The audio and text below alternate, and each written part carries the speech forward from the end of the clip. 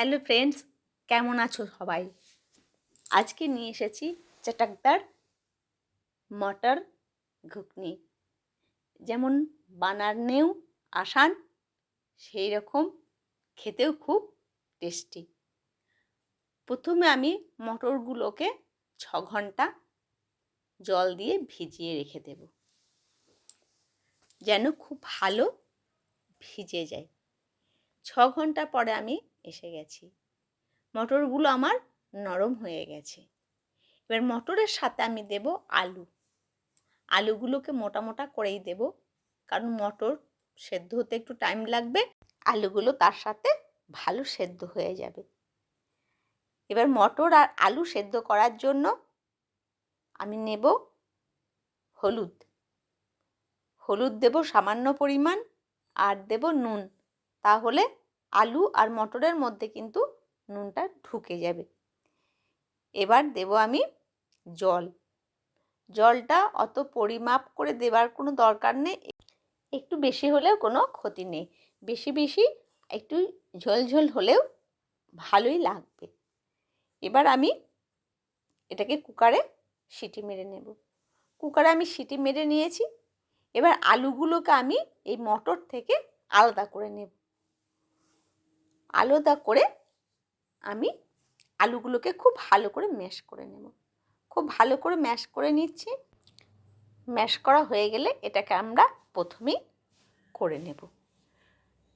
এদিকে মটরগুলো তো খুবই নরম হয়ে গেছে, আমি একটা তুলে দেখাচ্ছি আমার কতটা নরম হয়েছে। একদম কিন্তু খুব ভালোই সেদ্ধ হয়ে গেছে। এবার কড়াইয়ে আমি তেল দেব। কড়াইয়ে তেল দিয়ে আমি প্রথমেই ফোড়ন দেব হিং ফোড়ন দেব, তারপরে দেব জিরে আর হিং ফোড়ন দেওয়ার পরে খুব সুন্দর একটা ফ্লেভার আসবে। ওটাকে আমি খুব ভালো করে নেড়ে নেব। নেড়ে নিয়ে পুরো তেলটার সাথে আমি মিশিয়ে নিচ্ছি। এরপর আমি দেব ধনে গুঁড়ো। ধনেটা এত সুন্দর এর সাথে গন্ধ আসে, সেই জন্য ধনেটাকে ভেজে আমি গুঁড়ো করে রেখেছিলাম, তেলটাতে আমি দিয়ে দিলাম। এবার দেব আমি 1 ইঞ্চি আদা আর 3টে কাঁচা লঙ্কা। মশলাটা খুব বেশি মিহি করে বাটিনি, একটু লঙ্কার আদাটা অল্প সামান্য পরিমাণে বেটে নিয়েছি, মানে গোটাই থাকবে। হলুদ দিয়ে দেব, কিন্তু নুনটা কিন্তু আমাদের পরিমাণ মতো দিতে হবে, কারণ আমরা নুন দিয়ে সেদ্ধ করেছি। এরপরে মশলাটা হয়ে গেলে দিয়ে দেব লাল লঙ্কার গুঁড়ো দিয়ে, এটাকেও আমি কিন্তু কাশ্মীরি লঙ্কার গুঁড়ো, কালারটা সুন্দর হওয়ার জন্য খুব ভালো করে আবার তেলের সাথে মিশিয়ে নেব। তেলের সাথে এইভাবে মিশিয়ে নিয়ে এবার দিয়ে দেব আলুটা আমি যেটা একদম পেস্ট করে রেখেছি বা ম্যাশ করে নিয়েছি, সেই আলুটা আমি দিয়ে খুব ভালো করে মশলাটার সাথে আমি নেড়ে নেব। একদম মিশিয়ে যখন নেব তখন কিন্তু ওই মশলাগুলোর সাথেই আমি ভালো করে মিশিয়ে নেব। তারপরে যে মটরটা আমার আলাদা করা ছিল ওই মটরটা আমি ঢেলে দেব। ব্যাস, এবার আমার ফুটে উঠেছে। ওপর থেকে আমি নুনটা একবার কিন্তু আপনারা অবশ্যই চেক করে নেবেন। ওপর থেকে আমি দিয়ে দেব ভাজা মশলার গুঁড়ো। ভাজা মশলা বলতে জিরে, ধনে, গোলমরিচ, যেটা আমরা ভাজা মশলা রাখি সব কিছু দেবার জন্য, সেই ভাজা মশলাটা এখানে দিয়ে দেব। আর একটা জিনিস আমরা দেব, সেটা হলো তেঁতুলটা আমরা দেব, কারণ এখানে টক ভীষণ ভালো লাগবে। তেঁতুলটাকে খুব ভালো করে ভিজিয়ে রেখে ওর জলটা আমরা এর মধ্যে দিয়ে দেব। আমি ভাজা মশলা দিয়ে দিলাম, ভালো করে নেড়ে নেব। এবার কিন্তু আমি দেব তেঁতুলের জলটা, এর স্বাদটা আরও আমাদের বাড়িয়ে দেবে। টক লাগবে, ঘুগনিতে টক জিনিসটা ভীষণই ভালো লাগে। তো আমার রেডি হয়ে গেল।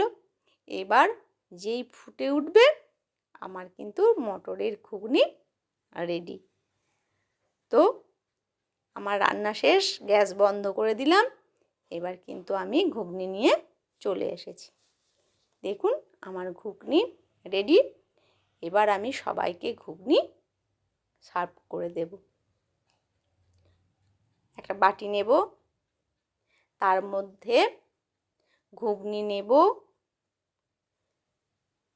যে যেমন খাবে 2 চামচ 3 চামচ মতো, যে যেমন তার পরিমাণ মতোই তাকে দিয়ে এবার দেব ধনে পাতাটা। ধনে পাতাটা আমি আগে থেকে পেস্ট করে রেখে দিয়েছিলাম, আর এখন ধনে পাতা সব কিছুতেই দিতে হয় বলে পেস্ট আমি করে রেখেছি। আর দেব তেঁতুলের চাটনি, এটাও আমি ঘরে করেই রেখে দিই। আর দেব ধনে পাতা কুচি, সামান্য পরিমাণ শসা দিয়ে দেব। শসাটা ঠান্ডা ঠান্ডা ভীষণ ভালো লাগে, পেঁয়াজটা তার সাথে খুব ভালো লাগে। আর দেব চাট মশলা, জিরে গুঁড়ো, নুন দেব, যেটা কালো নুন আমরা ডেলি খাই, সেই নুনটা তো করার সময়ে দিয়েছি। এখন দেব বিট লবণ, ওপর থেকে একটু সেও ভাজা ছড়িয়ে দেব, খেতেও ভালো লাগবে, দেখতেও ভালো লাগবে। আর দেব লেবুর রস, সেটাও খুব ভালো লাগবে চাটের সাথে। এটা একরকম চাটের মতনই একদম খেতে লাগবে। আপনারা অবশ্যই সকালে হোক বিকালে হোক বাড়িতে কেউ এলো সকলকে এইভাবে সাজিয়ে দেন। ভালো থাকবেন, সুস্থ থাকবেন। দেখা হবে আবার পরবর্তী ভিডিওতে।